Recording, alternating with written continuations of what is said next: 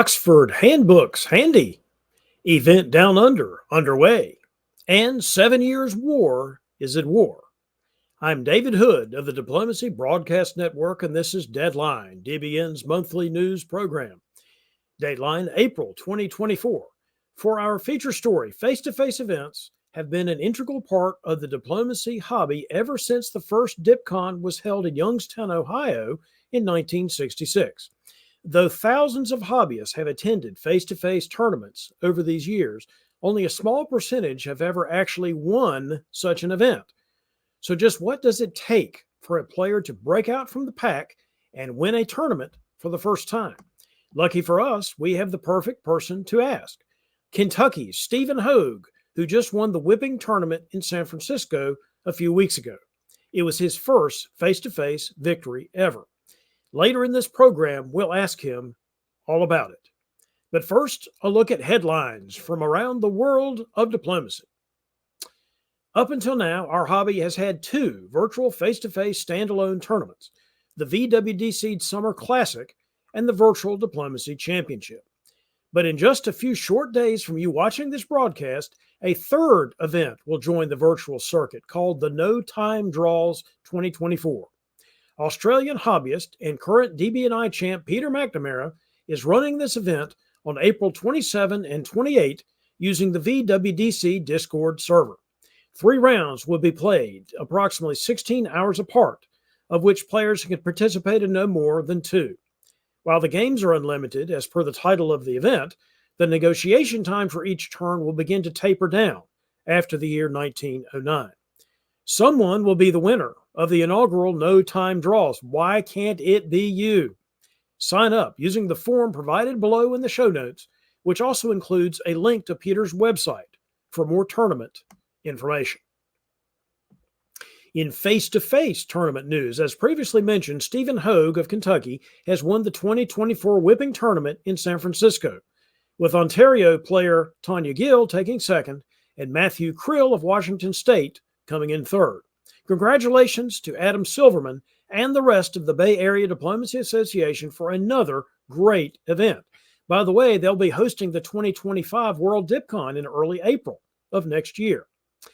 Breaking news from Australia, Lena Hu has won the inaugural Hung Parliament Handicap Tournament in Canberra, the first in a long time to feature a final score adjustment based on pre-tournament experience level. Tournament director Jamal Blakarli reports that Shane Armstrong took second and Max Rowe Banks took third out of an overall field of 27 players. The next event on the North American Diplomacy Federation circuit is DixieCon, held each year in Chapel Hill, North Carolina over Memorial Day weekend. This year's tournament, taking place May 24 through 26, will be the 38th annual DixieCon, featuring 3 rounds of diplomacy, a tournament for non-diplomacy gaming called the Ironman, a diplomacy variant event, and the traditional barbecue supper on Saturday evening. And then the weekend after that, which is May 31 and through June 2nd, sees the return of the World Diplomacy Championship to Italy, in this case Milan, under the capable leadership of Davide Cleopadre. Links to information on both of these upcoming events can be found below. The spring issue of our hobby's flagship magazine, Diplomacy World, was released earlier this month by longtime editor Doug Kent of Texas. This issue 165 of the zine features a fascinating article by Harold Reynolds about how the Diplomacy Board models commodity transfers, a piece about the history of the Australian hobby, a feature on the evolution of the rules to diplomacy over the last 70 years, and a large number of tournament reports. If you have not yet perused this issue, well, you should. And a link is provided below for your reading pleasure. Now, the next deadline for DW is July the 1st. You too can contribute to the richness of our hobby by writing an article for that issue, whether it be about strategy or variance or hobby gossip or basically whatever you feel led to produce. Contact Doug directly using the email provided in the zine to discuss your idea for an article or just to give him feedback on issue 165. And please note, this year, 2024, marks the 50th anniversary of Diplomacy World, which started in 1974. Let's turn now to the subject of virtual face-to-face leagues played under the VWDC Discord server audio channels for real-time negotiation, and then the Backstabber website for adjudication. The Europe-based league called the 7 Years' War is hosting its next game day on April 24th, with a German language board starting at 6 p.m. CET and an English language one at 7 p.m. CET. This league has games ending in 1907 and is open to anyone worldwide who can speak the language of a particular game start within the league. As I mentioned, next week it'll be English for one and German for the other. The league's rules are provided below, and you can join the VWDC Discord server to find the 7 Years' War space using the Discord link I've provided below. Now, speaking of the VWDC Discord server, that is also where you can play in either of the two English language virtual leagues, the Tour of Britain and the Virtual Diplomacy League. The VDL's April game day on April 13 was covered right here on DBN, which also included coverage of 5 games from the 7 Years' War. We've provided that link to the YouTube video below. The Tour of Britain's next game is on April 21st at 1500 UTC. Come on in, folks. The virtual water is just fine. Every month, we like to report on the latest and greatest audio, video, or visual content from creators we call our DBN media partners. In a recent edition of the Diplomacy Briefing, which is our hobby's weekly email newsletter, well-known player Greg Matthews of British Columbia published the first part of his article entitled Strategic Disruption of Alliances, a Comprehensive Guide.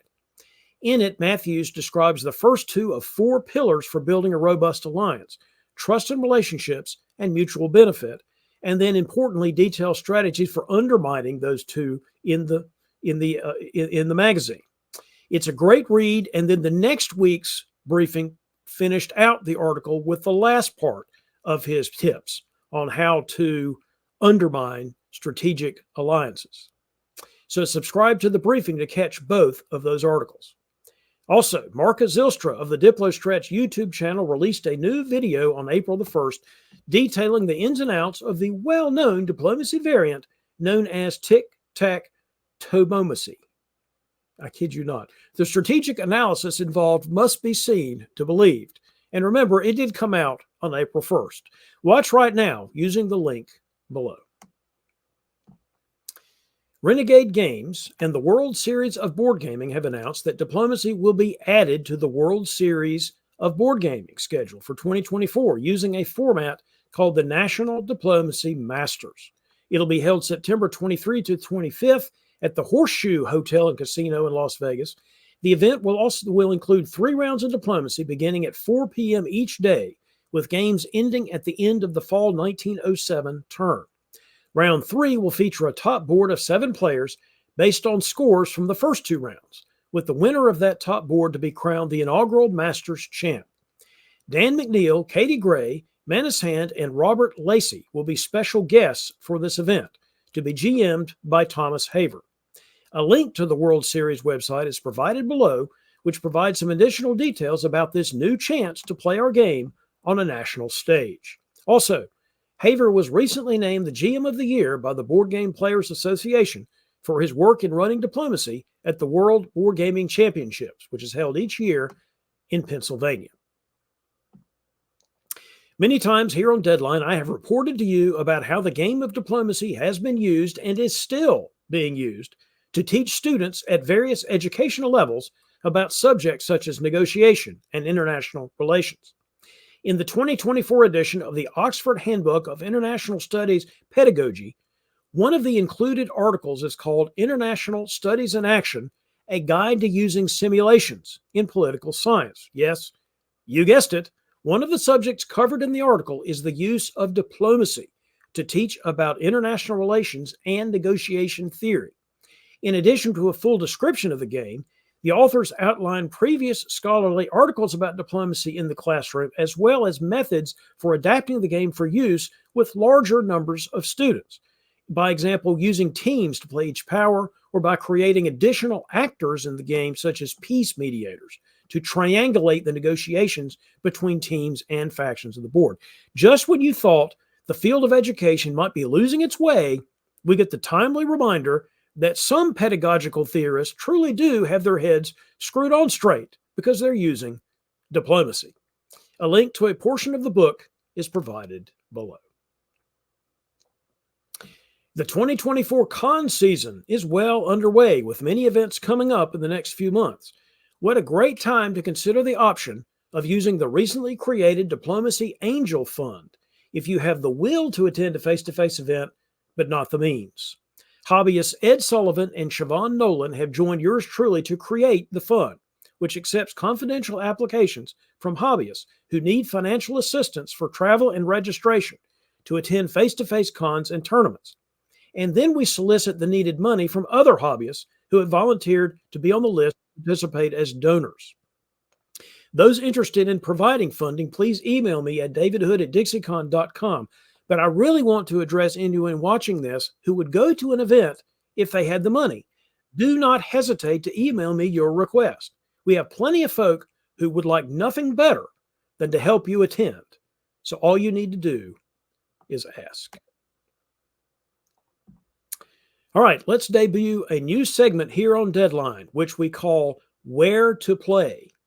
This is our chance to highlight the many opportunities we have in our hobby to play in events, leagues, or clubs. For our inaugural Where to Play feature, we talked to Tyler Francis about his new extended Deadline Press League on Backstabber dedicated to his favorite scoring system, Open Tribute. Tyler, welcome to Deadline. David, it's a pleasure to be here. Sure. All right, to start with, tell us where you are, what you do in the real world, and then we'll talk about diplomacy maybe. I live in Massachusetts. I work in the construction business, and I started playing diplomacy in high school about 20 years ago. Oh, wow. Well, how did you get back into it? Well, I got back into it because DBN popped on my YouTube algorithm. I watched Media Wars, and I've been hooked ever since. I had a little hiatus ever since high school ended, and I'm happy to be back into the community now. When you played in high school, was it a face-to-face experience, or was it online, or both? It was face-to-face initially with a bunch of my classmates, some whom I haven't spoken with in years, maybe due to stabs. And back in the day, around 2006, it was DP Judge. That was the method via email to play diplomacy online. And it was young and new at that point, but I enjoyed it immensely. And I had a little bit of a break and then got back into it. Virtual Diplomacy League, DBN, Extended Deadline, all these leagues. It's a great community, and I'm happy to be back in it. Tell me, what about the game or the hobby brings you back? Bringing me back to the hobby, it's all about the social dynamic. New negotiations with people I've never met before, or with the same people I've played in leagues or with forever, people I've known forever. It's always something new. There's always something new and interesting in every game, no matter what. And I like the social aspect of it. Well, that's a very good answer, a very popular answer, because all of us like the social aspect, or we would be playing Axis and Allies or something, which is perfectly fine. There's nothing wrong with that game. Absolutely not. It's not diplomacy, though. It is not. It is not. Do you have a favorite power to play or a favorite alliance to play? I do. I really, really like playing Germany when it comes to press games. My best power is probably England, but I like Germany because you get to talk to everybody. Everybody wants to talk to you. Everybody wants to know what's going on in Sweden, what's going on in Belgium, what's going on in Tyrolia. It's just a really dynamic power to play. When it comes to gunboat, Italy all the way. Because of the defensive potential of Italy or something else? Well, Italy is very defensive, but with gunboat, you have the opportunity to attack two of the strongest powers in France and Turkey right out of the bat. You can attack Austria if you want. I probably wouldn't, but I don't know. I like being able to move to Piedmont right out the bat. It kind of dictates the flow of the game, and Italy is just a fun country to play overall. There's no question about that. When you play Germany, do you have a preferred alliance partner, or is it just totally dependent on the situation? I don't have a preferred partner. I guess England would be my ideal partner typically, because France is France. France always does well. They can afford to sit on 5 centers and just wait for stuff to happen. But I like being a little more aggressive. In my recent press league games, I've been indecisive, and that has cost me dearly. So sometimes you got to be a little more up tempo. He who hesitates is lost. I've heard that somewhere before. All right, well, let's talk about the league that you are running for extended deadline press games. Tell me the name of the league and some of the particulars about how it's set up. Absolutely. So it's called Open Tribute League. I discovered Open Tribute scoring via DBN, and I felt like that was a great scoring system. Absolutely fantastic. And I wanted to do something a little bit different than all the other amazing press leagues we have out there. The Olympus leagues, the Nexus leagues, those guys set the standard. They do an excellent job, 100% professional. But I wanted to offer something a little bit different. And the one aspect that I really enjoyed was the Paris power selection. I thought that added a very fun dynamic to the game. And the way I run my league is every league game starts with a Paris power selection. How do you determine the seed order if it's not based on previous, or is it based on previous outcomes? Well, that was a hotly debated topic. So since the league is just forming, we decided to do an online draft randomizer to determine seeding at a certain given time. Everybody gets an email notification to what seed they are. And then via Discord, we end up doing a text-based Paris power selection. And I chose to modify it slightly. The one thing that I wanted to do was to allow the person in 7th seed to be able to pick last. And by picking last, no other power was able to select below them. So essentially, 7th place would lock them in to not being able to select their own country, but they would have the best tiebreaker. And this tiebreaker, yeah. And the tiebreaker would come into effect via the Open Tribute scoring. The lowest seed on a shared board top will get all the spoiled tribute. And this is the advantage of choosing last, because having the best tiebreaker will give you an extra bonus points, maybe in the 10 to 15 point range, over anyone else who shares a board top. So I wanted to give a person who selects their power, or does not have the ability to select their power, a little bit of an advantage when it comes to shared board tops. Yeah, that sounds pretty intriguing. Have you seen a lot of moving around in order of picking powers in the games you've played so far? Absolutely. The Paris selection has been very dynamic. I've only had 2 games running so far, but both of them have been extremely dynamic, with people previously playing against each other that I did not know of, and they've maneuvered to select powers based on whether they want to be their neighbor, whether they want this person as their neighbor or on the opposite side of the board. It's really fun. So how did you, or why did you decide to organize the league? I know that it's obviously because you wanted to introduce Paris method to your favorite scoring system, but is there some other reason why you wanted to organize another league? I just wanted to give people that were used to the typical league setting a casual option. This is more of an experimental, fun thing that I never thought would develop into anything substantial. So I'm very grateful that the community has accepted me and promoted this. So I'm willing to roll with it and just give people an opportunity to play a different style of diplomacy, because I think standard diplomacy, classic diplomacy, if you will, is wonderful, but it's been around for 60 plus years, and having different scoring systems, different styles of play just adds to the variety of the game and will likely attract more players. What do you like particularly about Open Tribute as a system? Well, Open Tribute as a system rewards a big board top. That is, in my opinion, the number one goal of a game if you're not soloing. Everybody's goal should be to solo, and if you can't solo, you should be rewarded for having a board top.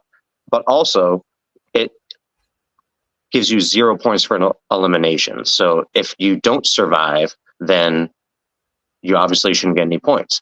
I think Open Tribute scoring gives a good reason to be a janissary, because you can survive on one center, potentially maybe get a couple more, throw the whole balance of the game out, and then all of a sudden you're in second place with 6 centers after 6 years. So I wanted to be flexible, and I think that a merit-based system like Open Tribute is very, very good.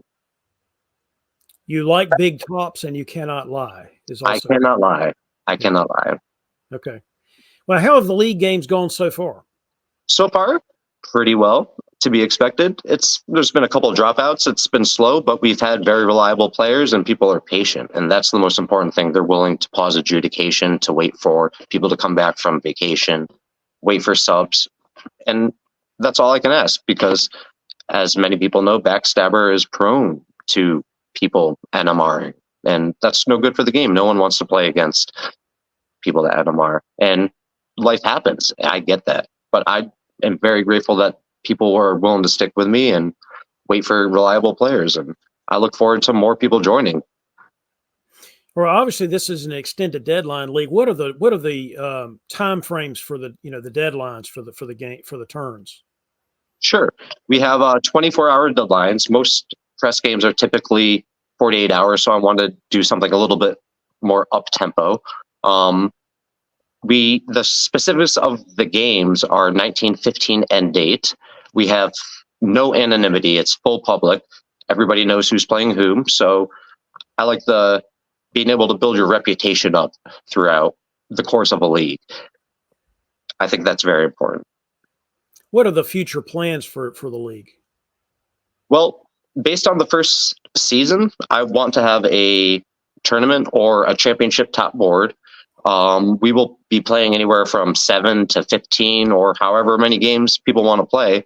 And we'll have league standings throughout, with the top players being able to compete for a championship, maybe even a trophy. We shall see. Okay.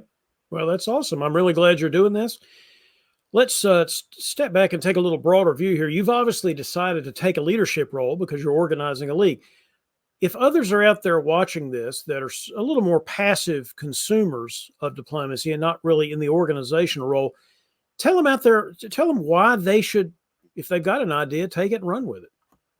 Well, you should always take an idea and run with it, because you have nothing to lose if you have a great community and support. And I've had nothing but great support and fantastic contributions and insight from everybody in the diplomacy community. We all enjoy this hobby. We play this for fun. We play it for good stabs. We play it for tactics. But at the end of the day, it's a hobby. It's a distraction from the problems in the real world. And I love this community. And I feel like if you have the support, you have all the recipes for success. So anybody that wants to try something out, you have nothing to lose. Well, that's good advice. Besides the league, what else would you like to see happen in this hobby to help it grow and develop from your point of view? Well, the hobby has grown immensely. Like I said, I had about a 14-year break. And I just got back into it within the past couple of years. And virtual diplomacy league, virtual face-to-face, extended deadline press leagues via Discord. It's exploded. It's completely different than what I remember it is. I've actually played a postal diplomacy game via snail mail. So times have definitely changed. But there's a couple aspects I'd like to see changed, or not changed, but improved upon. Face-to-face play in general.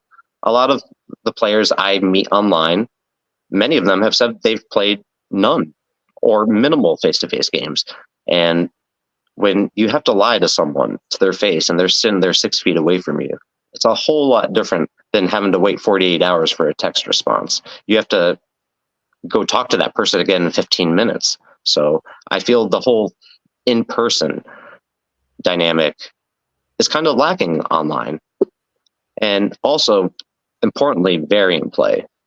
Variant play, I think, is an extension of diplomacy that is going to explode. I'm currently playing in Imperial Diplomacy. It's a beautiful variant. We have 24 players. It's set in 1642. We got colonial powers. We have regional powers. Personally, I'm playing Inuit tribes up in northern Canada. We have to work with Portugal, Poland, Ottoman, and then there's regional powers the Sioux, the Athapascan tribes, the African tribes, Xing and Ming. It's a wonderful dynamic, completely different than classic diplomacy. And playing 24-player variants, playing chaos, playing any sort of variant, I think is just absolutely fantastic for the game. There has always been a significant variant sub-hobby within the overall hobby, even going back to the 1960s. But it can be hard to convince people that are just into classic dip to try variants. Absolutely. It can be a hard sell. I always try to say, look, if you're into history at all, that's a reason to do variants, is just to experience the history of whatever the variant design is. In your case, 1642. And it's very interesting the way it's played out. It has been very coinciding with how history did play out in the 17th century. A lot of the games kind of follow the natural progression, and that is credit to the game designers and the GMs. So anybody that wants to put effort into creating variants and promoting the hobby in that respect, more power to you. I think it's great. Absolutely right. All right, you mentioned face-to-face earlier and how different that game is from the online game. Are we going to see you in any face-to-face events anytime soon? Absolutely. I will be at Carnage up in Vermont this year. I would absolutely love to come down to DixieCon if I can make it down there. I will be playing Virtual Diplomacy League when I can, and I will definitely be soloing or early elimination in all the Press League games this year, so watch out. So you are taking some risks, what I'm hearing. Taking some risks. You have to. If you want to win big, you got to take some risks. But anybody can play diplomacy however they like, and that's the beauty of the game. Well, that is so true. All right, any final thoughts for our audience? It was really great to have you on the show, but any other final thoughts? Well, it's a pleasure to be here, Dave. I never thought I would be here. And if I could say anything, I would just say, have fun, be kind, and keep your knife sharpened. Very good tagline. That'll be your Tyler tagline from now on. Thank you very much, David. It's been a pleasure. All right. Thanks for being on the show. It was great to have Tyler on the show. I have a link to his Discord server in the show notes below so they can join his league. And if you need to contact directly by email, you can do that at diplom.darmok, DARMOK @gmail.com. And now it's time for a segment of our show we call the Winner's Circle, in which we interview diplomacy hobby winners to find out what happened, why it happened, and just how it feels to reach the top of the diplomacy heap. This month, we interview Kentucky diplomacy player Stephen Hogue, fresh off his tournament win at the March face-to-face event called Whipping in San Francisco, California. Hello, Stephen Hogue, and welcome back to Deadline. Hey, David. Thanks for having me back. It's awesome to be here.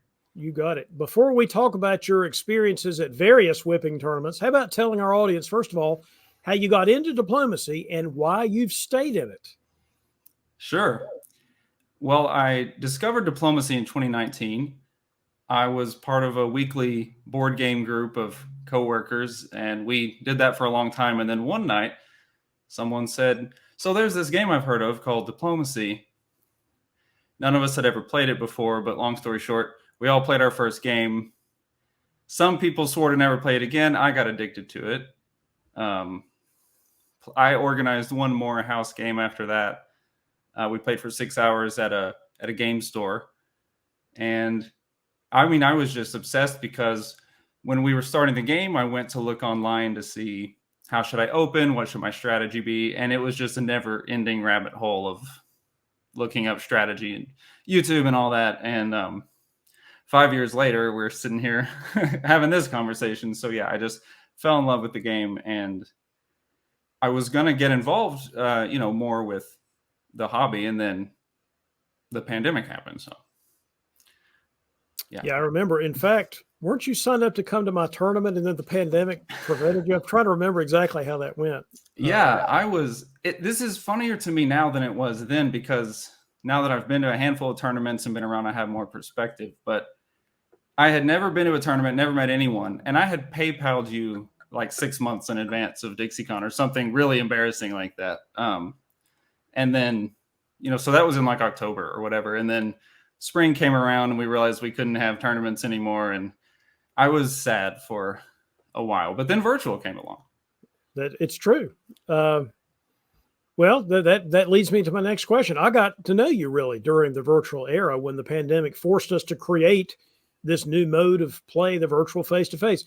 How has that changed diplomacy for you personally, as well as from your point of view, generally speaking, for all of us? Well, like we were just talking about, my intention was DixieCon would be the first tournament I went to. So in a literal sense, it affected it for me personally because that ended up not being the case. It got postponed, and it wound up that whipping would be my first tournament, which I'd be lying if I said that didn't make all this a little more special. Yeah, as far as the hobby in general, it's kind of it seems to me like it's had a similar effect that it's had on the world, which is it forced a lot of change, and some of that was good and some of it was bad. And then it eventually all shook out into something much more manageable and kind of, I think, interconnected and better for everyone. But it was really awkward and difficult to navigate at first. Well, and we were all inventing things on the fly too, not just the players, but the people trying to organize things. We were all inventing things as we went. It was quite a time. Yeah. All right. So before we talk about the 2024 event that you actually did win, let's talk about your very outstanding earlier history of success at previous whipping tournaments, because I know you had some. Yeah. Well, outstanding is the right word, not successful or great. So it stood out, but not in a good way. Yeah. Virtual whipping was my first experience with whipping, which was a whole, fun time in its own right. I drew Austria. I was still very, very new to the game at that point, and I tried to make some risky moves in spring 01 because Russia got into Galicia after I thought it'd be a great idea to DMZ it because what could go wrong? And then Russia's in Galicia, and then I thought maybe I need to cover my home center, so I'll walk out of Serbia in order to cover my home centers. And then I got bounced in Greece, and I didn't build in 1901. And the rest of the game continued to go about like that. And then the next year, well, not the next year, well, it would be the next year, whipping 22, right? 2022, that is, which was North American DipCon, which ended up being my first face-to-face tournament. So that was special to me. I did end up drawing Austria again at that one. And I got off to a much better start. We didn't go down in flames right away. I had this nice AI, found an alliance partner, got it going, got rid of Turkey. Problem was we weren't fast enough. And the EF from Texas came across the line. Karthik Koneth and Ed Sullivan came over, and then I made some inexperienced choices, which enabled Karthik to try to push for a solo. It didn't quite happen, but anyway, didn't get there. And then, yeah, I guess maybe third time's the charm with me and Austria and whipping. Well, you stayed with it, and obviously you came out on top. So how'd you do it? See, I thought that you all over at DBN were taking notes, and I was hoping you could tell me how I managed to do that. Well, from your perspective, how did you do it? Let's put it that way. Whether it's correct or not, we'll tell you later. But from your perspective, what do you think? To me, as you can imagine, I've spent a lot of time reflecting on this over the past week. It kind of frazzled my mind for a little bit. But I think it's the result of just a culmination of a prolonged commitment to identifying my own mistakes and then trying to minimize them. And something I've found myself saying a lot when I talk to people about diplomacy is there's so many ways to lose a game of diplomacy because there's so many moving parts and so many things can go wrong.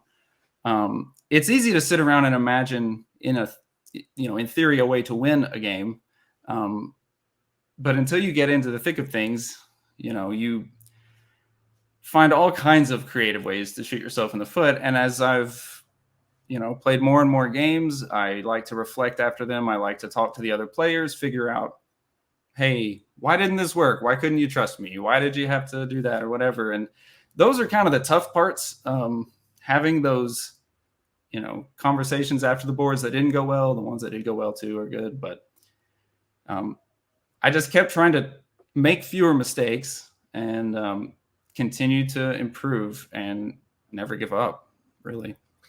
Well, there's so many things you can't control on how the board goes. I mean, you can try to influence it, but you can't control it. But the one thing you can do is try to cut down on your own mistakes. So I think that's a really good perspective. Well, walk us through that final round of the tournament. You knew you were a contender, but you also knew there were others that were out there contending or poised to do well. So how did it go? What did it feel like?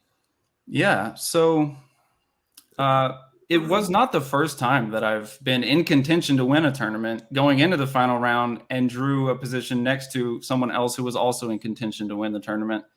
That happened to me in my second tournament at DixieCon in 2022, and it was Brandon Fogel next to me. And he was in England, I was in France, and we had Jason Massbaum in Germany. And I thought, what could possibly go wrong if I just torpedo all of my units directly at Brandon? I'm sure Jason will be on board. Why wouldn't he? And then guess what? It didn't work out for me. And so here I am again. Okay, it's the second time I'm at a tournament. I have a pretty good score and then a really good score. I'm in contention. We get the board draw.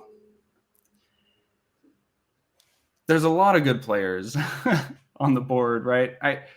I knew I needed a lot of dots as fast as I could get them. And I learned from my mistake, which kind of what I was saying a minute ago. One thing I knew didn't work in the past was just because someone is next to me and is a threat to win the tournament, that doesn't mean that attacking them is smart, right? And so I didn't do that right away. I don't know. I think throughout the weekend, I was able to find alliances, which is not something that has worked out for me well in the past. But in every game this tournament, I either pitched something or someone pitched something to me that was awesome and worked, and we stuck with it to the end of the game.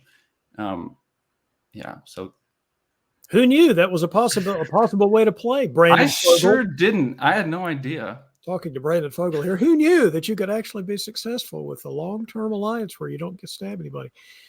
All right, well, give us a little commercial while we're on the subject of the fact that you just went to Whipping and have been to other tournaments. Give us a commercial. Why should people go to tournaments like Whipping or other tournaments?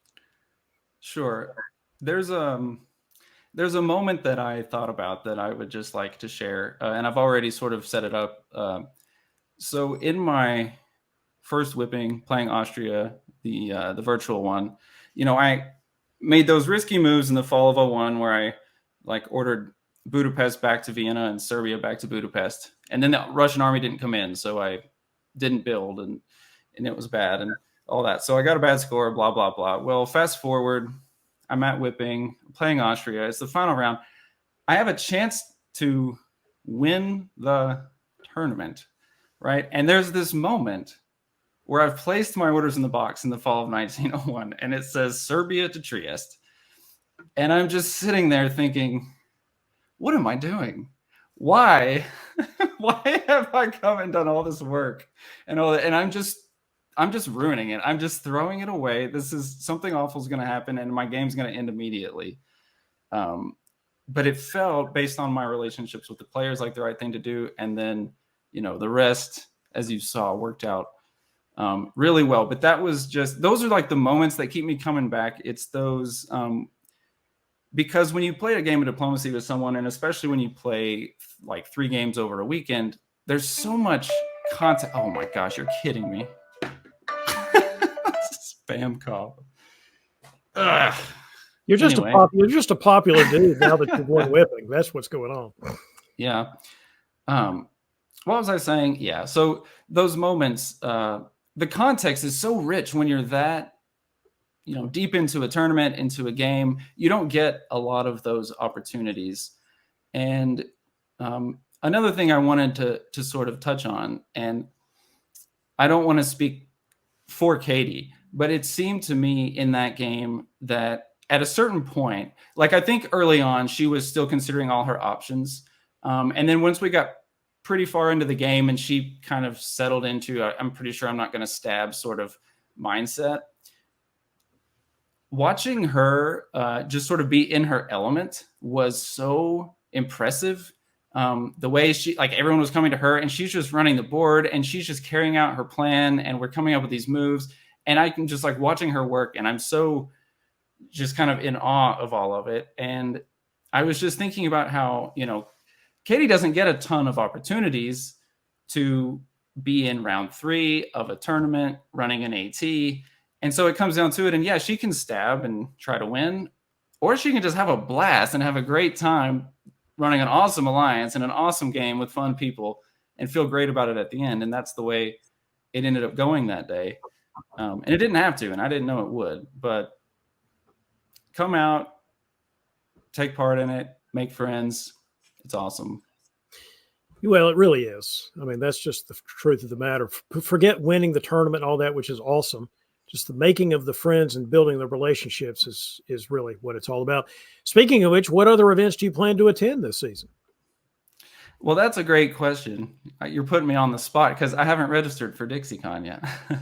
Well, that's not really necessarily the answer that you have to give, but let's just say this: I hope we see you on some other events this season. Well, that is the one I'm thinking about the most. I'm not entirely sure if I'll be able to make it or not. It's still up in the air, but that would be the first one I would consider.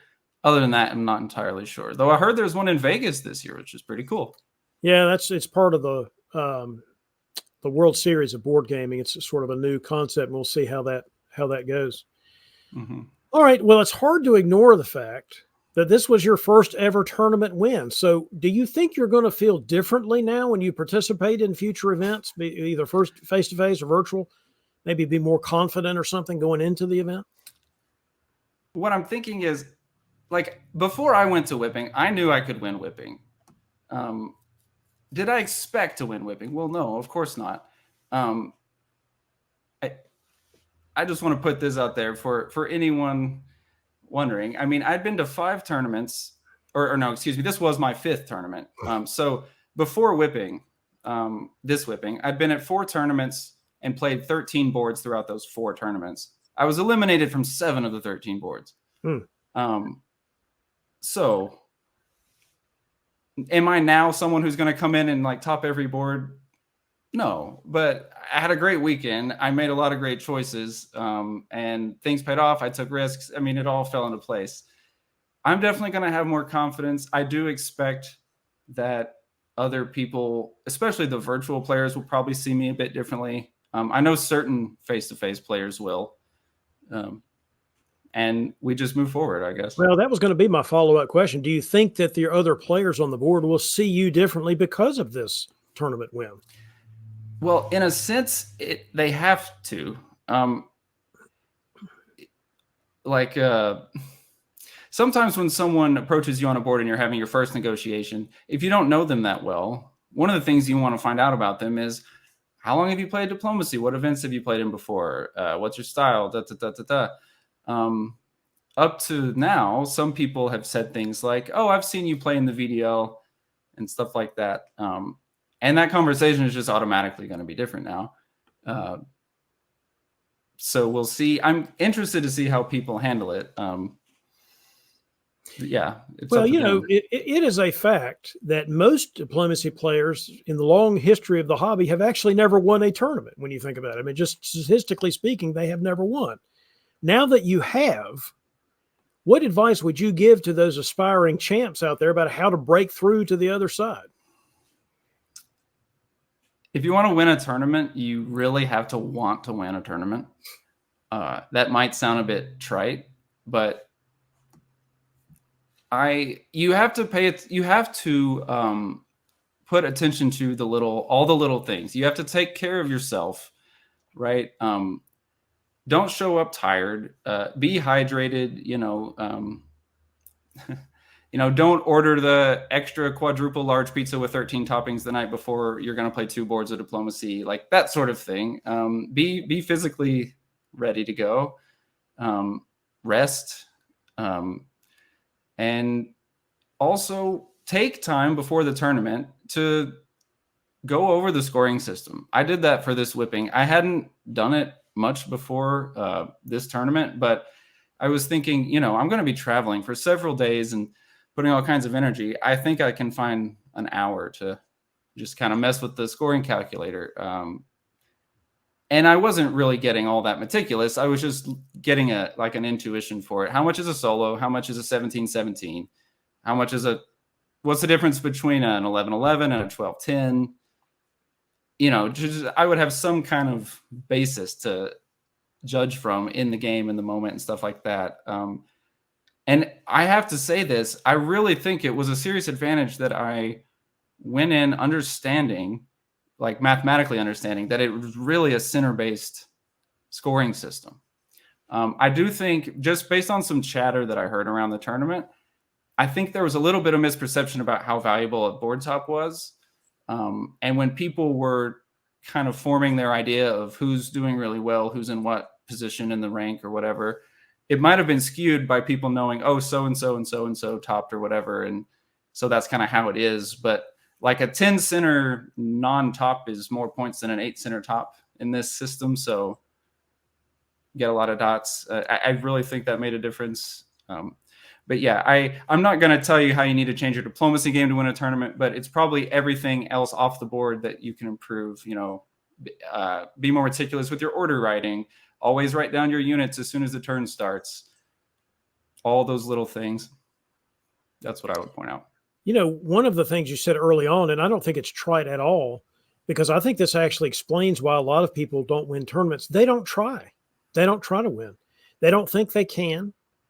They're not, they don't, it's not part of their goal in playing the game. They're just trying to sort of survive and try to play just to enjoy themselves. There's nothing wrong with that. But if you do want to try to win the tournament, you've got to actually literally try to win the tournament. You got to go for it, right? Yes. Yeah. All right. Well, let's get some final thoughts. So these are going to be rapid fire final thoughts. What is one thing you learned at whipping this year about the game or about yourself as a player of the game? What's one thing you learned? You have to be able to trust people. And that's difficult. Well, obviously the game is designed to, give you incentives not to trust people. It's designed both ways. It's designed to have incentives both ways. Yeah. So how do you get over the distrust? Yeah. Well, part of it is you have to really understand why this move you're agreeing to is truly good for both of you. And like truly understand what the consequences are if that person stabs you and stuff like that. Because the closer you can get to being on the same page, the easier you can build that trust. Like the move that's coming to my mind from this tournament, I want to kind of two-part answer though. What's something I learned about myself is I need to give myself more credit for getting good results on boards with good players. Because it's easy to feel like, okay, this player came to me right away and offered this alliance, and I just said yes, and then it worked out. And when I'm reflecting on the tournament, it's easy for me to start taking credit away from myself. But it's not easy to write an order as Russia in the fall of Black Sea convoys Romania to Armenia next to Chris Brand, while on the same turn I'm losing St. Petersburg in the north. Like, we know this. That's not an easy order to write. And he's like, it'll be fine. It's just me and Eddie Brisson in Austria and Italy. I mean, is that all? Yeah, that's all. So it's like you watch the game and it's like, oh, AIR. But it is not that easy. And it takes a lot of work and experience to figure out how to make those things last for the whole game. All right. Yeah, that's true. All right. Here's another one. What's one aspect of your diplomacy play that you want to improve the most in 2024? In 2024, I want to get better at being aware of what's going on the other side of the board and actually having that inform my strategic choices. So far, I'll usually, especially in the early like 1901-2 era, I'm kind of just glancing at the other side. And if I see anything really problematic, like something a new player doesn't understand, maybe I'll go say, oh, you need to cover Belgium or whatever. But I don't usually have enough time to think, I see these two are working, which long term is going to mean this. Therefore, I need to switch my alliance with this other person. I need to get up to speed on that faster. Well, that's a good answer, because that's all of us can really improve on that. It takes a lot of work to fit that into the time frame for negotiation, to pay attention to the other side of the board. All right, what's one big thing you want folk to take from this interview as a final thought? Play diplomacy, connect with people who play diplomacy, put yourself out there, and commit to having a great time. That's absolutely good advice. All right, Stephen, thank you so much for being on the show, and we'll see you around the next tournament. Thanks so much, David. See you next time.